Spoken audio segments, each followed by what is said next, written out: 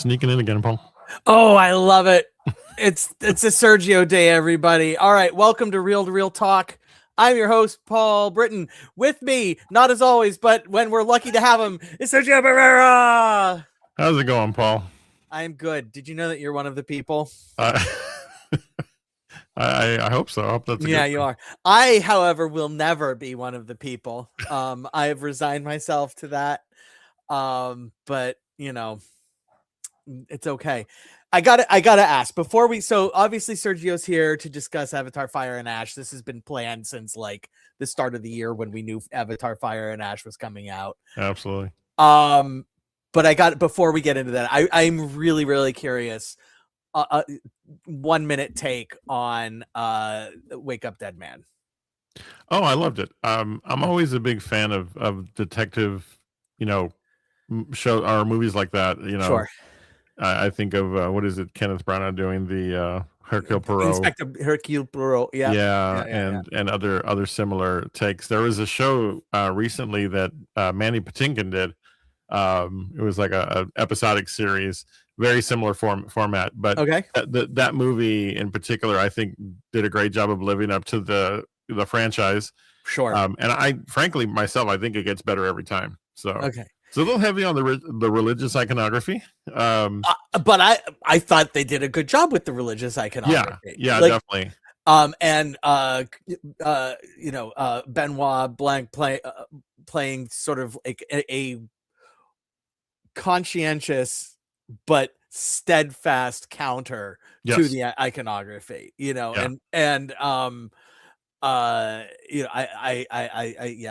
did think that this, for me, this one was better than 2, but not quite as good as 1. Right. Yeah. Same. Okay. Yeah. I loved how they worked all that into the sort of clever resolution of, his epiphany, right, as he was about to solve it. So no, I think what it did really well was, it held me from minute 1.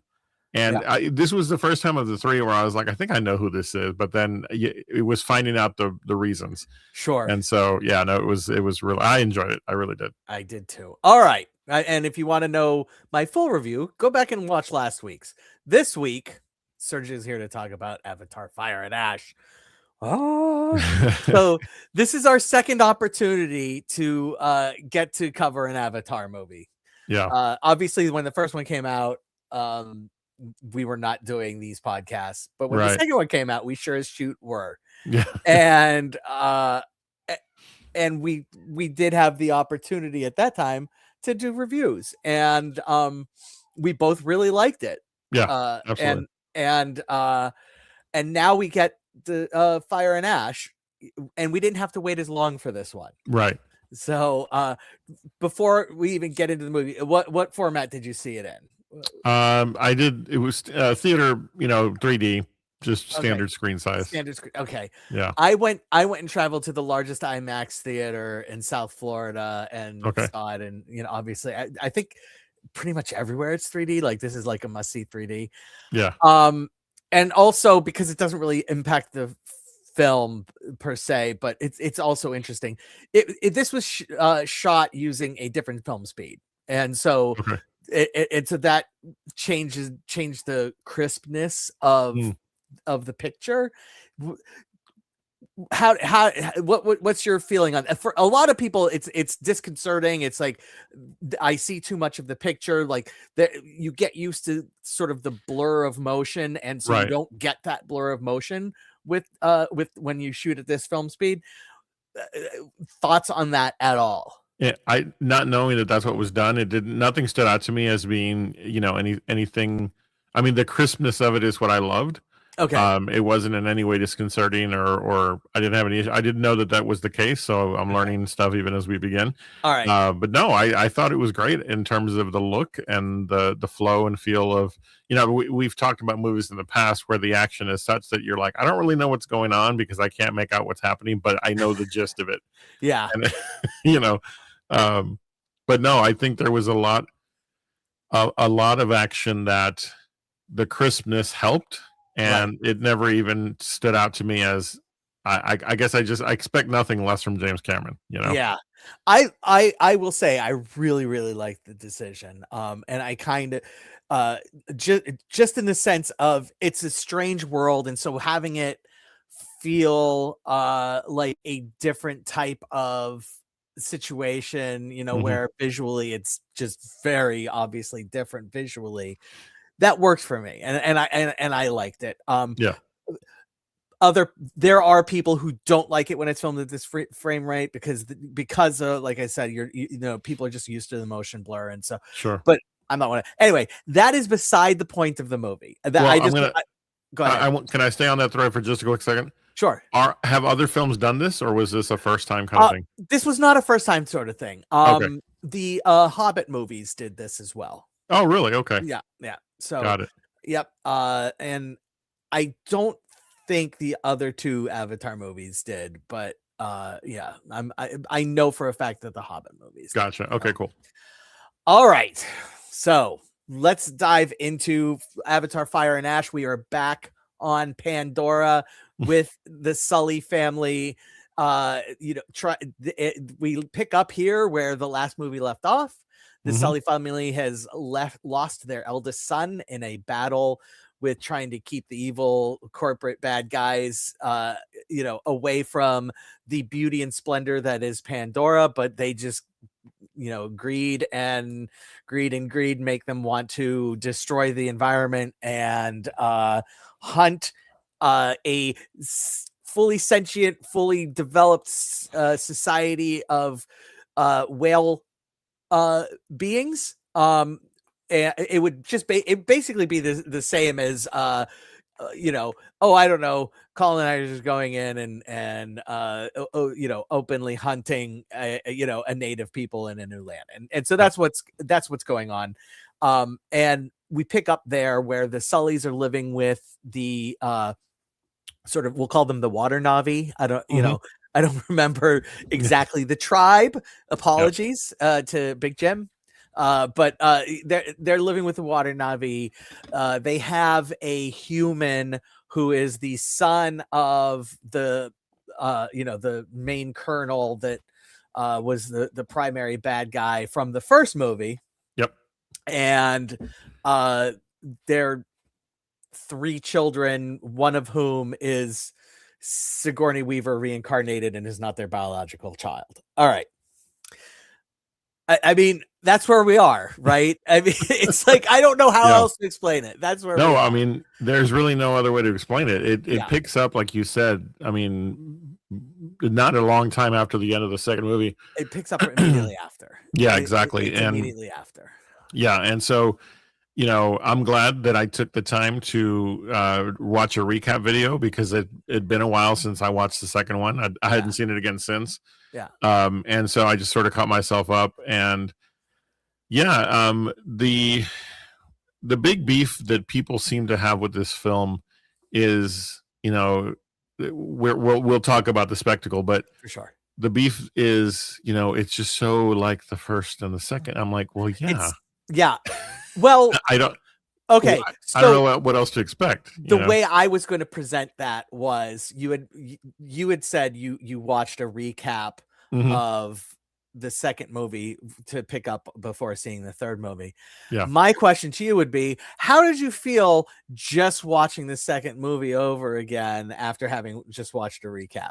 Because that is the complaint. The complaint is that this primary story beats are exactly from the second movie. Sure. Newsflash, that is a factual statement, and that is a valid complaint. But for me, I'm not going to Avatar as much for this. I want a decent story that I can follow. Yep. And I want amazing visuals and the best action sequences that money can buy. Sure. And I think that's what Jim Cameron delivers. No, absolutely. And I think that that's what he wants to deliver. I mean, I don't pretend to know the guy's mind, but I mean, this is supposed to be, if all goes well, financially, which I think it will, a 5-film franchise.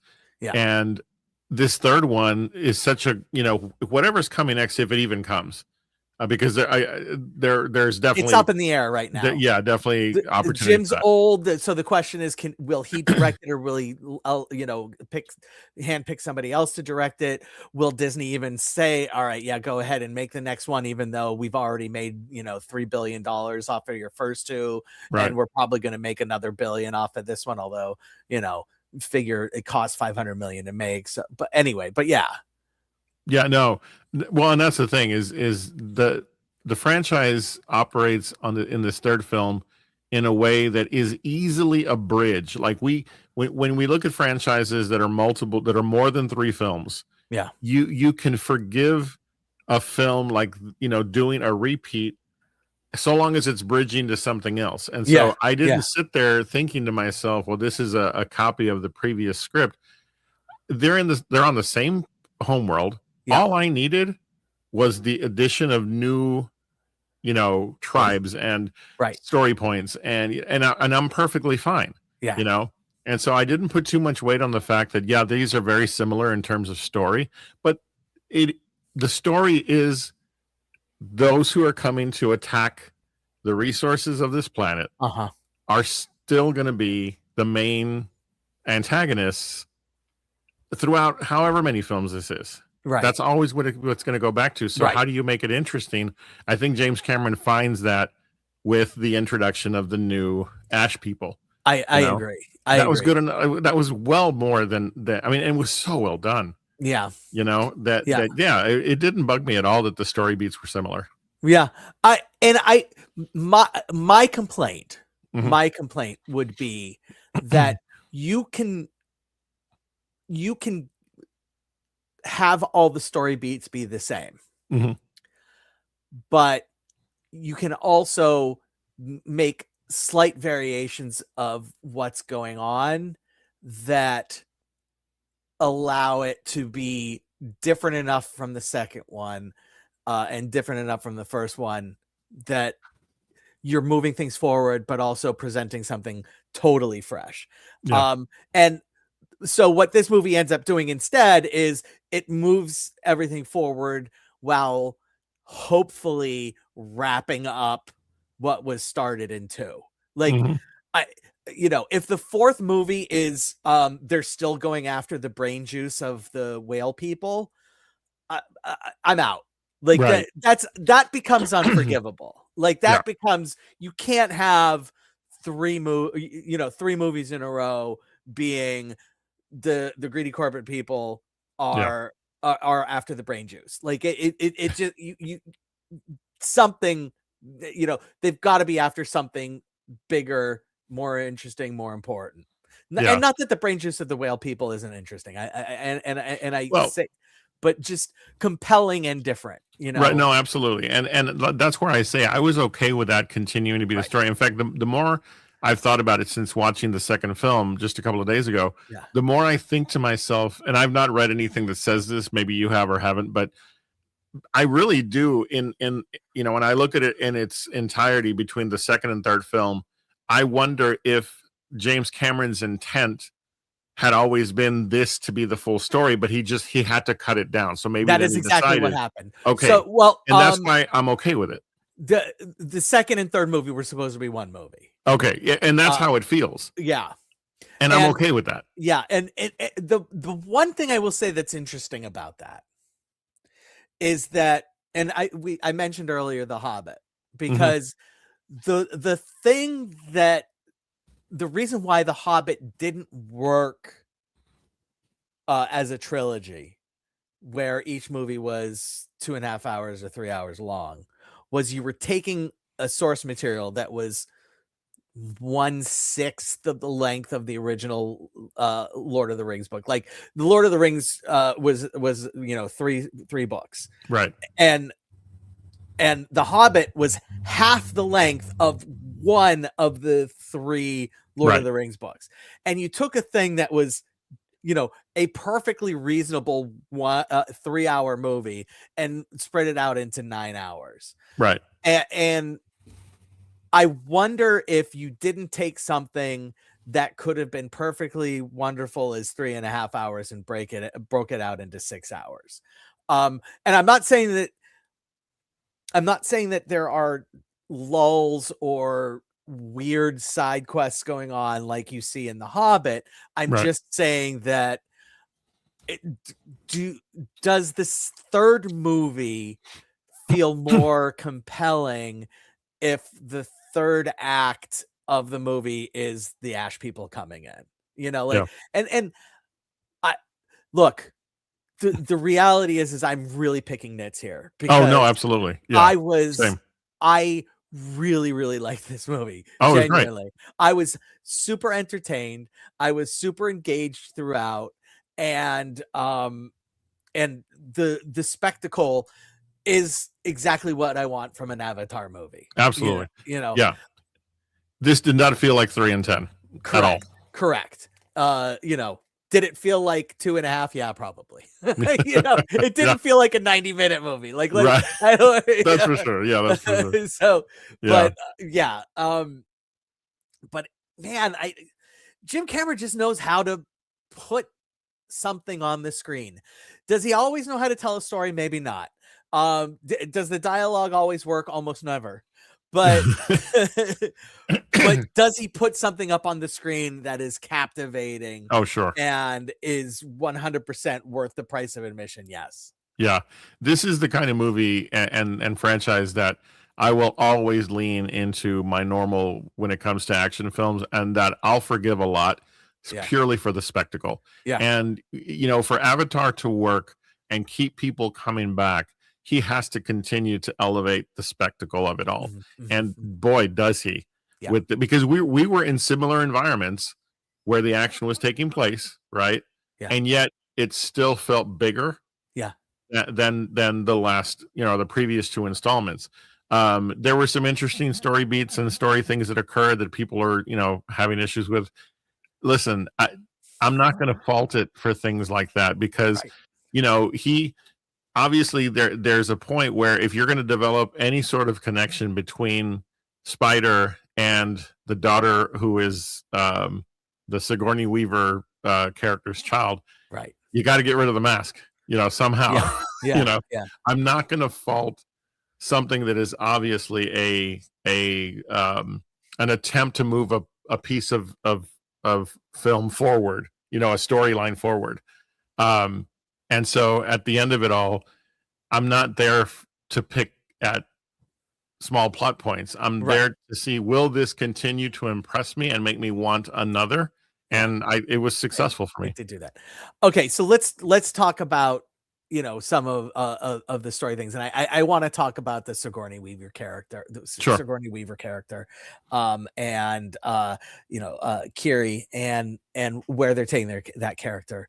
I really like that. Like of all the things that are left sort of on the table at the end of this movie, where Kiri goes is really for me the most interesting. Sure. I genuinely like the idea of her, having a special connection with Iowa, Right.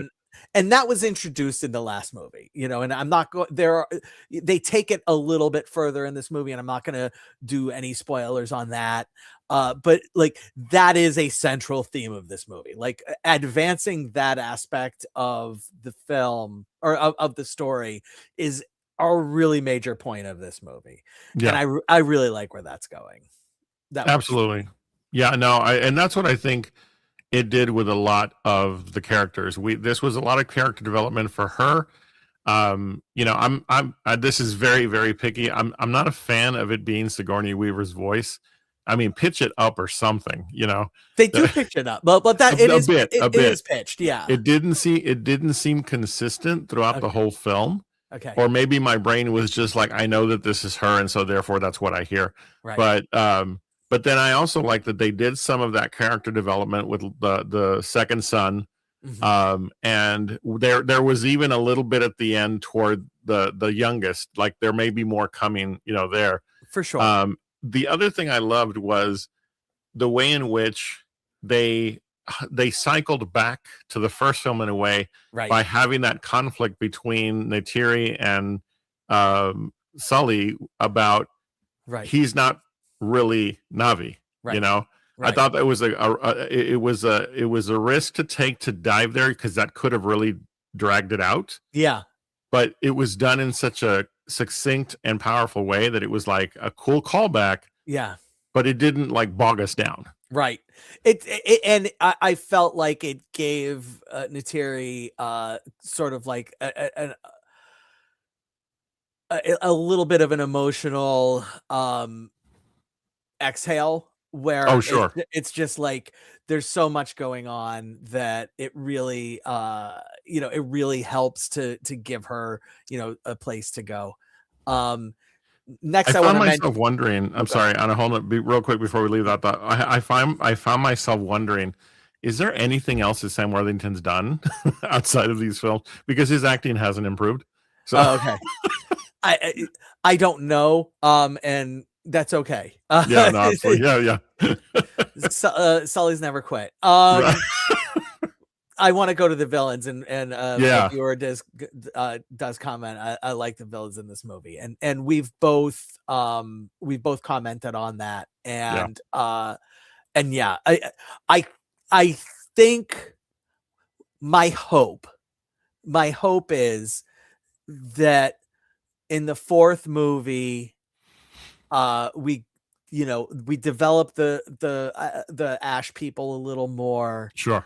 and just once and for all dump the corporate aspect of it, Yeah, because I I, I just it's important. It's an yeah, important message, and until people actually listen to it and understand the evils of some of the things that we're doing to this planet, yeah. forget what we're doing to Pandora.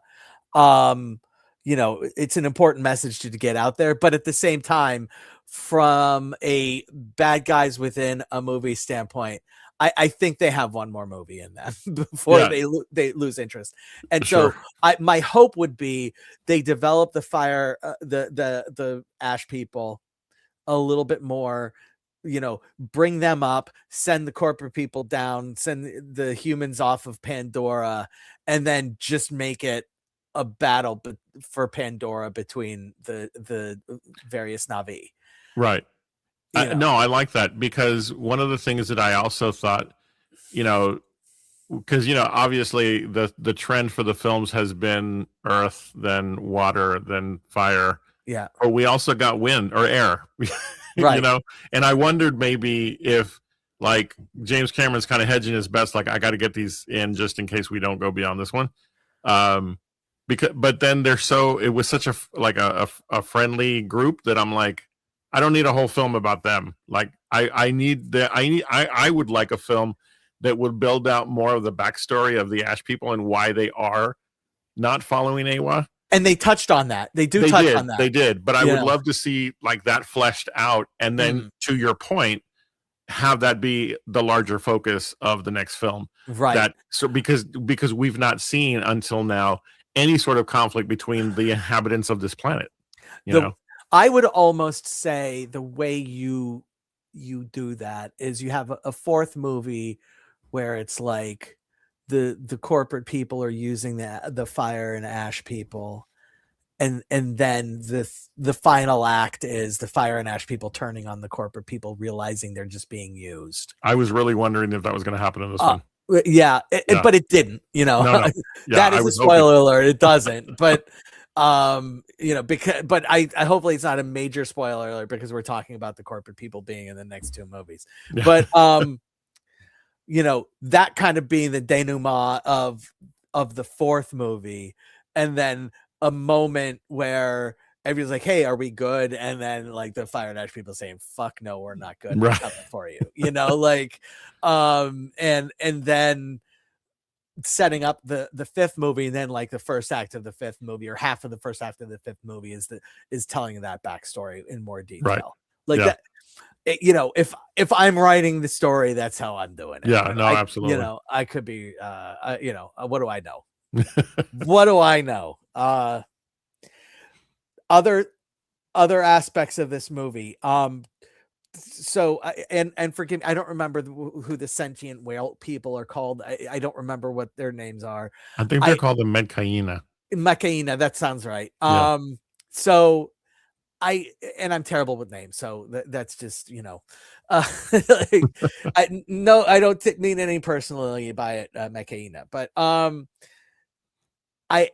I liked I liked expanding on sort of their social structures a little Mhm. more.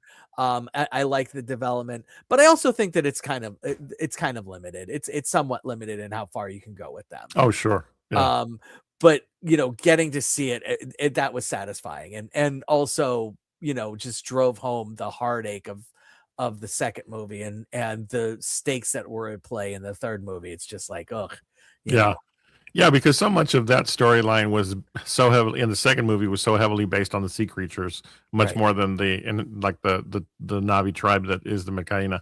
right, And so yeah, I agree with you that there was that felt fleshed out more in the early portions of the film. right. And then I mean it was still if there's ever movies, I remember Paul, and I'm talking this would be now decades, but I remember when films started to really make you think like, oh man, like the villains are going to win.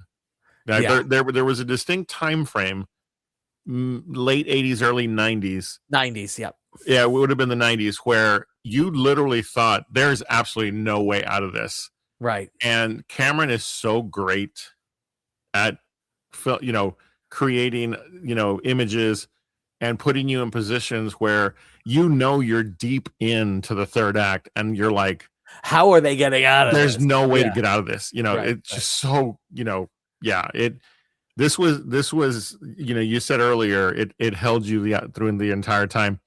It had me stressed Yeah. Yeah. in the best way, Yeah.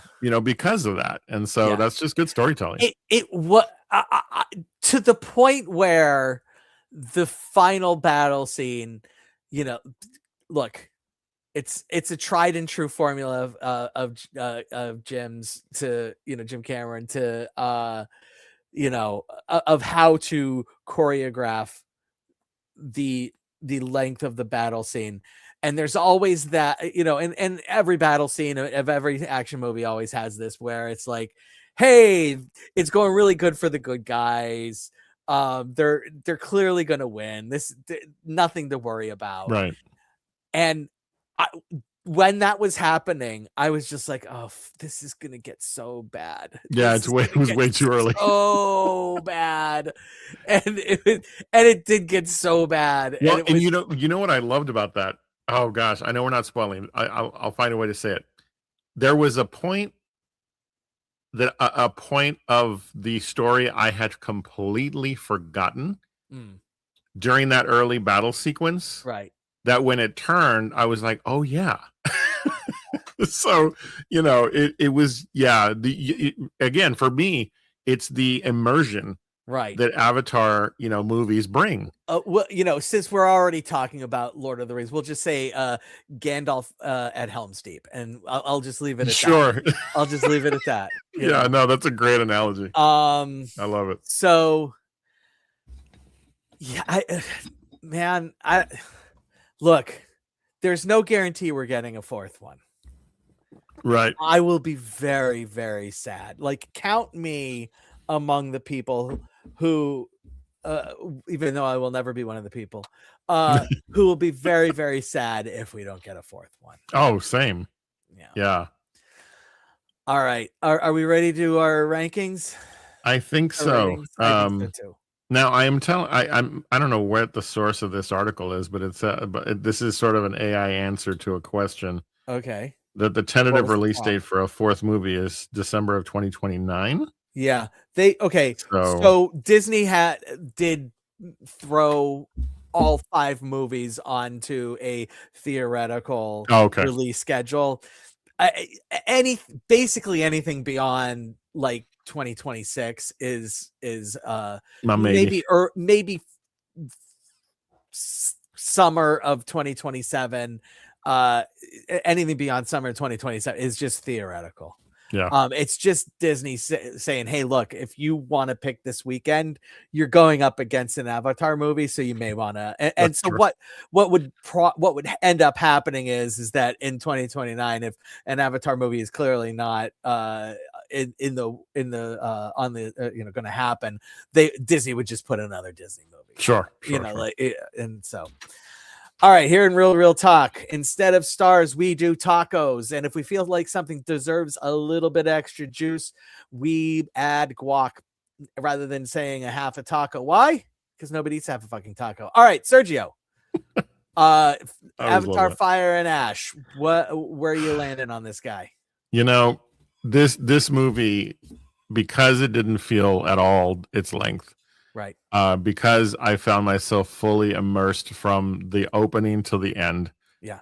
I don't think in the few times we've met this year, I've not given this score. And I have to. This is for me a 5. Okay. 5 tacos. Awesome. Easy, because I will see this again. And the reason why you're doing that is because you bailed on me for one battle after another, because I know you would have given that at least 5 times. That's probably true. All right. And before I give my rating, this is what I will say. When I saw the first Avatar movie, I was like, God, this has to be nominated for a Best Picture. When I saw the second Avatar movie, I said, God, this has to be nominated for a Best Picture. When I saw this one, I said, I don't see how they nominate this one for a Best Picture. Not because it's not great, but because it doesn't have, like the reason why you give it to one is because this is brand fucking new. Oh, sure. And honestly, you could argue it should have won. The reason why you give it to the second one is because this totally builds on everything that the first one does and presents so much brand new stuff that it's like, this has to be this one. Valid criticism. It feels like a retread, and I don't feel like they're going to give a retread a nomination for Best Picture. It's going to get a ton of other nominations, and it'll win technical stuff. So because of that, I'm landing on 4 tacos, but they are really, really, really good tacos. Like this is a solid 4 taco movie. And I want another one. Same. So really quick, do you want to hang out while I talk about Housemaid real quick? Sure. Because I'm curious about this one. I have a friend who's seen it 3 times. So you have a friend who's seen it 3 times? Yeah, they really enjoyed it. So I've not seen it. Had they read the book, or I don't know. I'm waiting to speak to them. So interesting. I'm fascinated by that. All right. The Housemaid. This is one of those ones where if you have been to movies semi-frequently this year, you have seen the trailer for this one at least infinity number of times. The trailer was just in front of everything. And to the point where it was just like, I don't know if I want to even go see this at this point, because after the first time I saw the trailer, I was like, yeah, I'm on board 100%. This looks awesome. And then by the 300th time I saw the trailer, like, all right, you know what? It feels like they're a little too desperate for me to go see this, and I bet it's not gonna work. And one of my biggest complaints about movies is when the third act doesn't work, and there's just so many movies that I have seen, and where it's so frequently you have the first 2 acts that are just amazing and interesting and brilliant, and then they don't know what to do with the third act. A great example is The Running Man, where it's just like the third act in The Running Man was like, and so it's not, this isn't a problem of, oh, well, if it's an original story, they're not going to show. Like The Running Man was not an original story. It was an adaptation, and it just made choices in the third act that just end up not working entirely, and doesn't feel genuine, doesn't feel earned. The Housemaid is literally the exact opposite of this. So this is, when you're going to see it, you're expecting something along the lines of, it's clearly a sexy psychological thriller, where it's, super hot Sydney Sweeney, super duper hot Amanda Seyfried's and a stunningly handsome husband, Brendan Sklenner, who I don't know him from anything, but he is fucking great looking. What are you gonna do? So Amanda Seyfried is married, has a child, and super wealthy with her husband. Sydney Sweeney is, just out of college, mid-20s aged person who is looking for a who's looking for a job, like looking for an opportunity. We find out pretty quickly that she has a checkered past that would cause her to to be a questionable candidate to be a housemaid, a live-in housemaid. Like there, Yeah. She says within the first 15 minutes, man, I'm not getting this job because one simple background check would eliminate me. But obviously you don't have a movie of that doesn't happen. So, Right. She ends up passing and being brought in, which instantly draws into question everything that's going on. Okay. And, but then because you're watching a movie, you just kind of like, okay, I'll put that in the back of my head. Like it is what it is. Amanda Seyfried is clearly off kilter, and there's a lot of questionable things going on at this house. And throughout the first two acts, a lot of questionable things going on at this house. You're being led to believe that it is Amanda Seyfried's. And then Sydney Sweeney inevitably sleeps with the husband, and just a piping hot scene that worth the price of admission, although it's also from a story standpoint probably the nadir, just because it's happening in the middle of act 2, and you're just like, this feels really formulaic. It just feels like every sexy psychological thriller or not psychological thriller, but every sexy thriller that you've ever seen. And then the third act starts, and sort of the twist that you kind of were anticipating kicks in, and it really, really works. Like the explanation of it really, really works. And the execution of it really, really works. And then there's nothing surprising from an outline standpoint of what happens next. Like you could, we could go off camera. You could tell me this is kind of what I think ends up happening. I'd be like, yeah, kind of pretty much that's what ends up happening. But the execution is so good. Nice. Like that's one of the things with these thrillers where, you kind of know what kind of ending you're going to get. But if you do enough original things, and if you do enough creative things, and you do enough things that you've never seen before, and you do enough things that feel really good, like it just, how you're watching a movie like, God, I hope this happens to this character, and something way worse happens to that character. You're just like, yes, and it accomplishes that. And this movie, I would not blame anybody if they said, you know what, I just couldn't get out of that second act.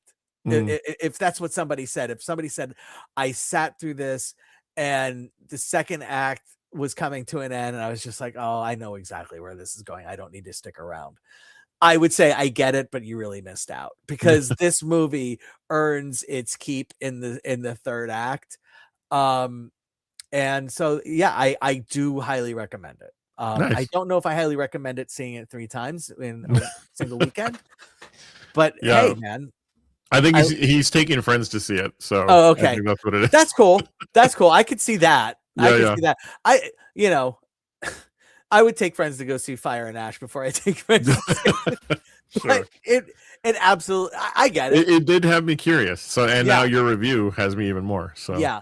And so where does that land us on the taco scale? I'm torn between, this is, I'm just going to go ahead and do 3. And ultimately I'm doing 3 because the first 2 acts are so formulaic.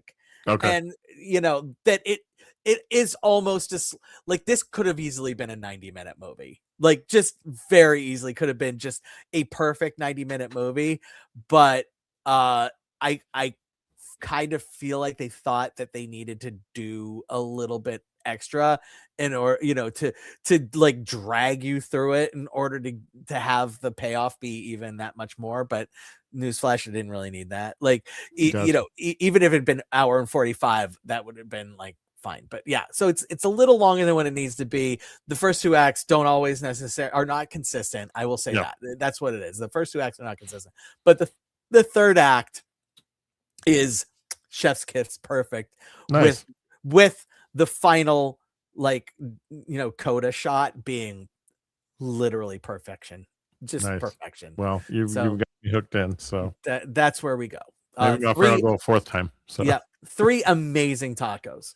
nice. If I had added guac, the guac would have been, I would have probably been annoyed that they made me pay for the guac. Okay. So are there any other like what's the next movie that you've got to go see that you're I gonna go was see? I was looking at the schedule earlier, and I have to look again. Give me 1 second, because I know Are you there's gonna stuff do coming up in the early part of the year. Are you gonna do Marty Supreme this weekend? Probably not. I've got a lot going on with the holidays. Okay. But Song Sung Blue. Are you? That's this weekend though. Oh, is it? Yeah. Oh, it is. Oh, that's right. It is Christmas. Golly. Yeah. This whole month has been so. Yeah. Well, I'll tell you what. I'm going to try to get to that at some point. Okay. If I do, I will let you know. If you get to it this weekend, let me know. Yeah, where are you on the We Bury the Dead? Oh, it's a zombie movie. Right. Okay. Come on. That is going to be a for sure. Oh, what about Bone Temple? Second week of January. That's coming up second week of January. Yeah, for sure.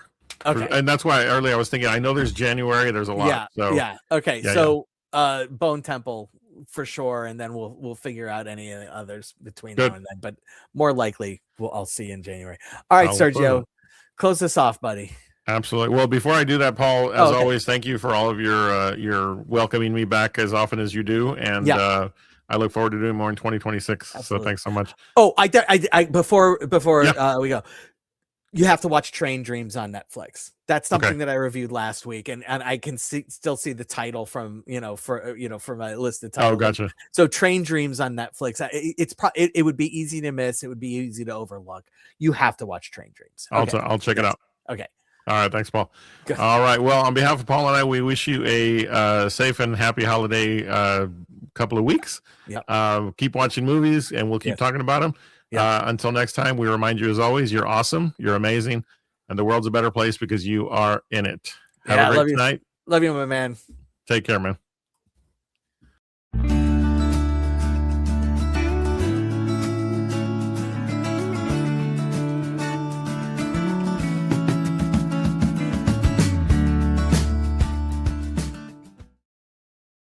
All right.